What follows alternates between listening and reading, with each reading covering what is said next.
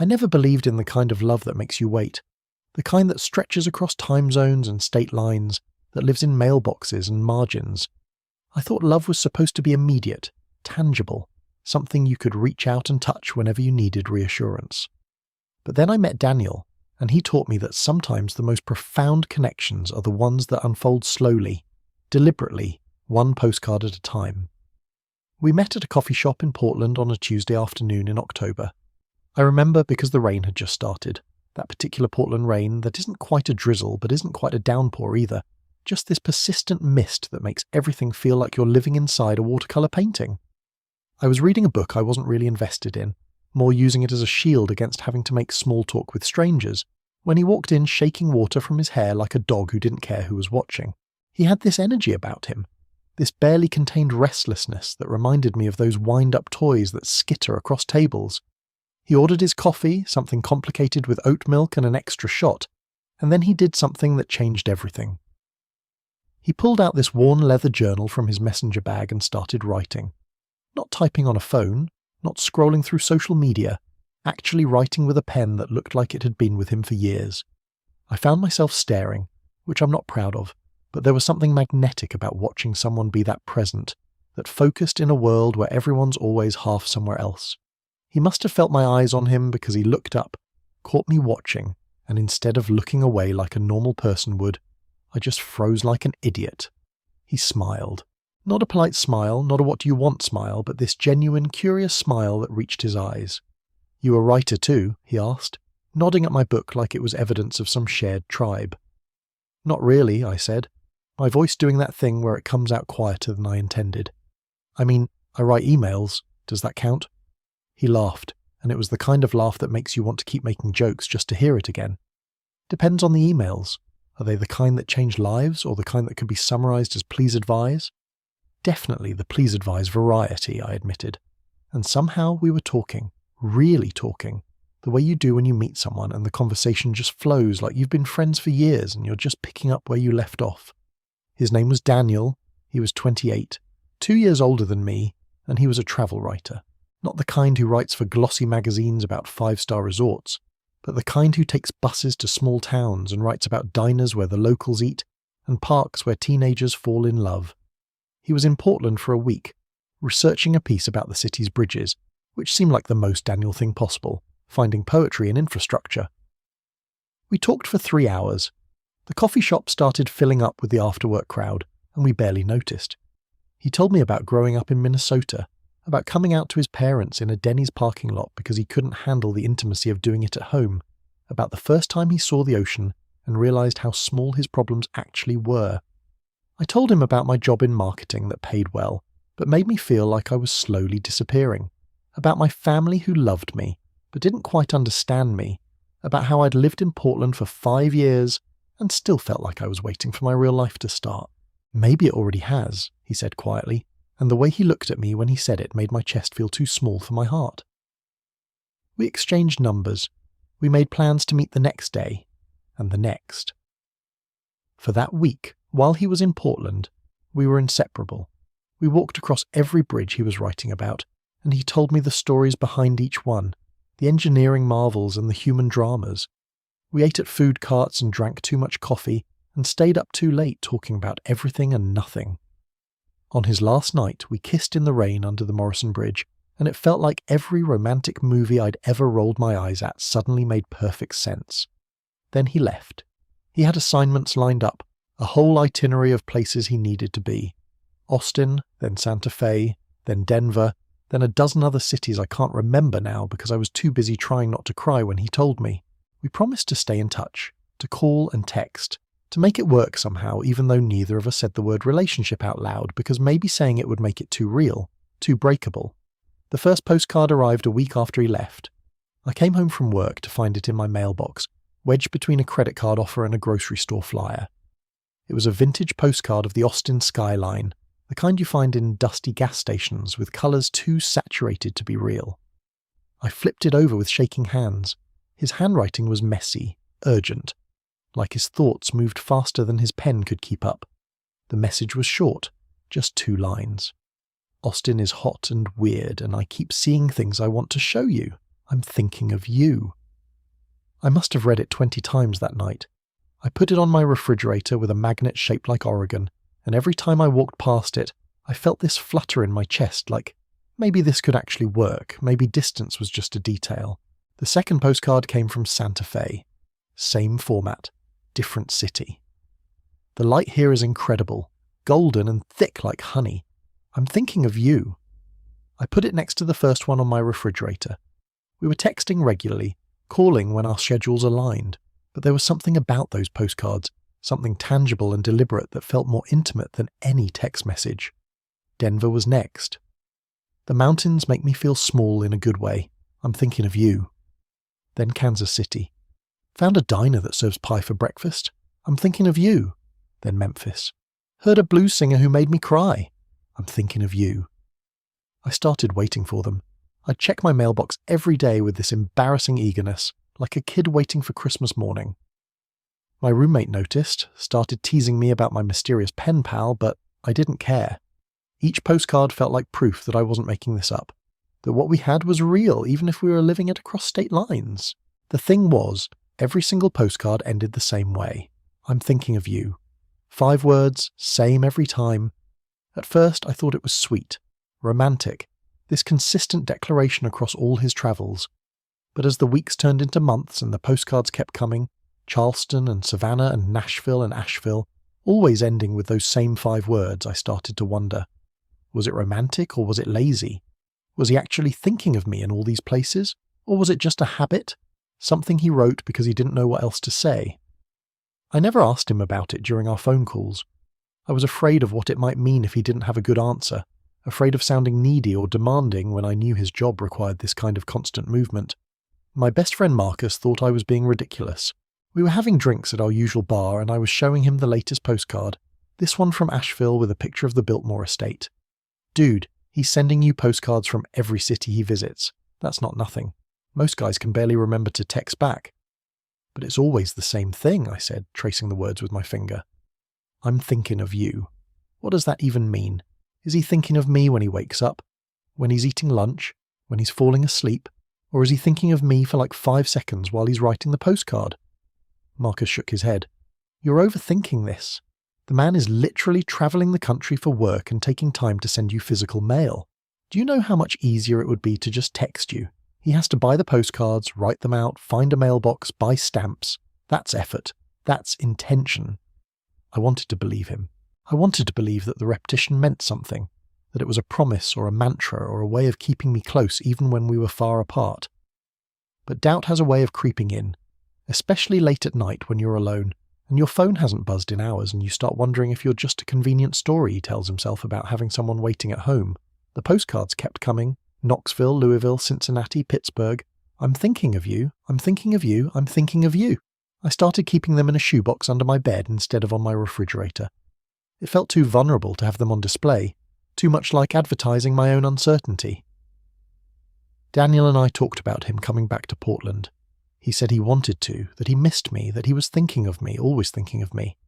But there was always another assignment, another city, another deadline. 3 months became 4, became 5. We video chatted when we could, and it was good, seeing his face, hearing his voice in real time instead of through the delay of voicemails. But it also made the distance feel more acute, more impossible. I started dating other people. Nothing serious, just coffee dates and awkward dinners, trying to fill the space that Daniel occupied in my head. It didn't work. I'd be sitting across from some perfectly nice guy who lived in the same city, who had a stable job and a normal life, and all I could think about was Daniel's laugh, the way he looked at the world like everything was worth noticing, the way he made me feel like I was worth noticing. The postcard from Philadelphia arrived on a Thursday. I almost didn't open it. I was tired, emotionally exhausted from trying to care about someone who wasn't Daniel, and I didn't know if I could handle another "I'm thinking of you" that felt increasingly like a placeholder for things we couldn't say out loud. But I opened it anyway, because I always did. The front was a picture of the Liberty Bell, touristy and cliché. I flipped it over, braced for the familiar 5 words. Instead, there were only 3. I love you. I sat down on my kitchen floor and cried. Not sad crying, not exactly happy crying, Just this overwhelming release of all the tension I'd been carrying for months. He loved me. He'd been thinking of me, really thinking of me, and now he was saying it, writing it in permanent ink on a postcard that had travelled hundreds of miles to reach me. I called him immediately, my hands shaking so hard I almost dropped my phone. He answered on the second ring. "Did you get it?" His voice was nervous, hopeful, scared. "I got it," I said, my voice breaking. "Daniel, I love you too. I've loved you for months. I just didn't know if I was allowed to say it." "You're allowed," he said softly. "You've always been allowed. I just needed to figure out how to say it in a way that felt true. I've been thinking of you this whole time, every single day in every city, but that phrase started to feel too small for what I actually felt. It took me this long to find the courage to write what I actually meant." We talked for 2 hours. He told me he'd been scared too, scared that I was just a beautiful memory from Portland, scared that the distance had eroded what we'd built, scared that saying I love you would make it too real and too breakable. But he couldn't keep it in anymore. He was in Philadelphia for another week, then he had one more assignment in Boston, and then he was coming home. To Portland. To me.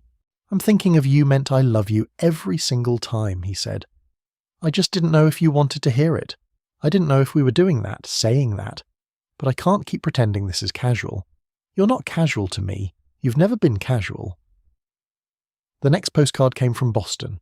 The front showed Fenway Park lit up at night. The back said, "Last stop before I come home. I love you, and I'm thinking of you, and I can't wait to stop saying it in writing." He came back 3 weeks later. I picked him up from the airport, and when I saw him coming through arrivals with that same messenger bag and that same restless energy, it felt like no time had passed and like a lifetime had passed all at once. He dropped his bag and kissed me right there in front of everyone, and I didn't care who was watching. We spent that first week relearning each other in person, the way he took his coffee, the way he hummed when he was concentrating, the way he reached for my hand without thinking about it. He showed me everything he'd written during his travels, stories about small towns and big cities, and the people who made them real. In almost every piece I found little details that I recognized, observations he'd shared with me first before putting them on paper. "Why did you keep writing the same thing on all those postcards?" I asked one night. We were in bed, that comfortable tangle of limbs that happens when you're with someone and you don't know where you end and they begin. "I'm thinking of you. Why that phrase?" He was quiet for a moment, his fingers tracing patterns on my shoulder. "Because it was true," he said finally. "Every time I sat down to write one, I'd try to think of something clever or poetic or profound, and all that would come out was that simple truth. I was thinking of you. In every city, every moment, you were this constant presence in my head. I'd see something beautiful and think I wish he could see this. I'd eat something delicious and think he would love this. I'd have a hard day and think I need to hear his voice. You were my touchstone, my home base, even when I was thousands of miles away." "And then you changed it," I said, "in Philadelphia. Because I realized that I'm thinking of you wasn't enough anymore. It was true, but it wasn't the whole truth. The whole truth was that I loved you. That I'd probably loved you since that first day in the coffee shop when you looked at me like I was someone worth knowing. And I needed you to know that. I needed to stop hiding behind safe phrases and just tell you." I kissed him then, slow and deep, trying to communicate everything I couldn't put into words. That I understood. That I loved him too. That I'd kept every single postcard, even when I was scared they didn't mean what I hoped they meant. We've been together for 2 years now. Daniel still travels for work, but less frequently, and when he does, I sometimes go with him. We've walked across bridges in a dozen cities, eaten pie for breakfast in Kansas, listened to blues in Memphis, and he still sends me postcards even when I'm with him, buying them and mailing them to our apartment so they'll be waiting when we get home. They don't all say the same thing anymore. Some say I love you. Some say I miss you even when I'm standing next to you. Some say thank you for waiting. Some say I'm glad we're doing this together. But every single one still ends with those 5 words that started everything. I'm thinking of you. I keep them all in that shoebox, which has been replaced twice now because we've filled it up. Sometimes, when I'm having a hard day or when Daniel's on a short trip without me, I take them out and read through them, this chronological love story told in snippets and snapshots. I can track our relationship through cities and seasons, through uncertainty and fear, and finally through love. The thing about postcards is that they're this beautiful anachronism, this slow and deliberate form of communication in a world that demands everything instantly. You have to choose them carefully, write them thoughtfully, trust that they'll reach their destination. They're an act of faith, really, sending your words out into the world and hoping they land where they're meant to land. That's what love is too, I think, an act of faith. Choosing someone and trusting that they'll choose you back, even when it's hard, even when it's uncertain, even when you're separated by distance or doubt or your own fear of being vulnerable. It's writing, "I'm thinking of you" over and over until you're brave enough to write "I love you." It's showing up consistently, deliberately, even when it would be easier not to. Daniel proposed to me last month. We were back at that same coffee shop in Portland where we met, sitting at the same table, if you can believe it. It was raining, because of course it was, and he pulled out a postcard from his pocket. The front was a picture of the Morrison Bridge, where we had our first kiss. The back said, "I've thought of you every day since we met. Will you let me keep thinking of you for the rest of my life?" I said yes before he even finished pulling out the ring. We both cried, and the barista gave us free coffee, and it was perfect in that imperfect, real way that life actually is when you stop waiting for it to look like a movie. We're planning a small wedding for next fall. We're going to have postcards as our save the dates, naturally. And we've already decided that we're going to keep sending them to each other, even after we're married, even when we're old and grey and have been together for decades. Because some traditions are worth keeping, and some phrases never stop being true. I'm thinking of you. 5 words that mean I see you, I remember you, I carry you with me wherever I go. 5 words that mean you matter to me. You're part of my story. I choose you. 5 words that mean I love you, even when I'm not brave enough to say it out loud yet. Daniel taught me that love doesn't have to be immediate or convenient or easy to be real. Sometimes the most profound love is the kind that unfolds slowly, that lives in mailboxes and margins, that waits patiently for you to be ready to receive it. Sometimes the most powerful words are the ones that repeat themselves until they become a prayer, a promise, a permanent part of who you are. I never believed in the kind of love that makes you wait, but now I know that the waiting isn't the hard part. The hard part is trusting that what you're waiting for is real, that the person on the other end of those postcards means what they write, that I'm thinking of you is just another way of saying I'm choosing you, over and over, every single day. And that kind of love, the kind that chooses you consistently and deliberately across time and distance, that's the kind of love worth waiting for. That's the kind of love worth believing in. That's the kind of love that changes everything.